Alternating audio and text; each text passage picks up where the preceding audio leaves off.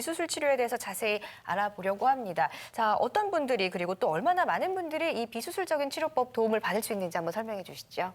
사실 가장 많이 받는 질문 중에 하나예요. 선생님, 제가 수술 안 하고 2단계 치료인 비수술적 치료로 치료가 될 수 있겠습니까? 반드시 수술해야 되는 경우가 있어요. 그래서 내가 왼쪽에 비수술 치료에 해당되냐, 수술의 치료에 해당되느냐를 반드시 아셔야 되는데요. 네. 수술적 치료까지 해야 되는 경우는 이제 굉장히 심한 마비라든지 네. 대소변 장애 또는 마미총 증후군, 다리가 보행이 안 된다든지 이런 경우가 있기 때문에 네.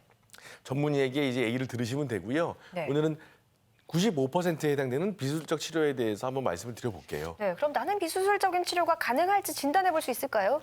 지금 보시는 시청자 여러분, 상하지, 즉 팔, 다리에 힘이 빠지는 것을 마비라 그러는데요. 네. 힘이 빠지는 증상, 즉 마비가 있는 경우에는 어렵습니다. 그리고 대소변, 즉 갑자기 변비가 온다든지 또는 항문이 열려서 소변이 줄줄 새고 변이 샌다든지 이런 네. 대소변에 장애가 있는 경우는 사실 수술적 치료가 가야 됩니다.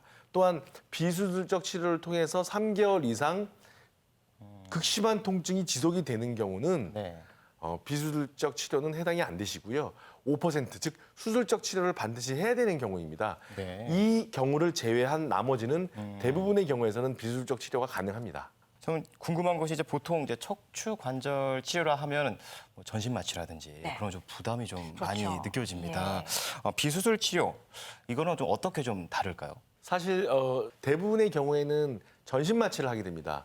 전신 마취를 하지 않는다는 것이 가장 큰 장점이겠죠. 그래서 전신 마취가 필요 없는 무전신 마취로 충분히 네. 치료할 수 있다는 첫 번째 강점이 있습니다. 수술을 하면 일단 절개를 하잖아요. 그쵸. 그럼 그 부분이 좀 클까 봐, 흉터가 남을까 봐 그런 부분도 많은 분들이 중요합니다. 고민하거든요. 네. 어느 정도 절개를 하나요? 사실 절개하는 정도는 뭐 1cm에서 2cm 또는 이제 막 10cm, 15cm까지 절개를 하는 경우도 있어요. 네. 네. 그런데 사실 이 절개를 하는 그 자체가 무서운 게 아니고 네. 절개를 하게 되면 이 척추까지 들어가면서 주변 피부라든지 피하 지방 네. 근육을 잘라내면서 벌리면서 들어가거든요. 네. 그러니까 주위 조직 손상을 일으킨다는 것이 네. 안 좋기 때문에 단순하게 흉터가 있다는 것이 중요한 게 아니고 네. 네. 절개를 하지 않는 것이 왜 장점이 있냐면은 네. 주변 조직 손상이 없다는 거고요. 네. 당연히 흉터도 없고 그러다 보니까 이제 피가 덜 나니까 네. 수혈이 필요 없다는 네. 강점이 있습니다.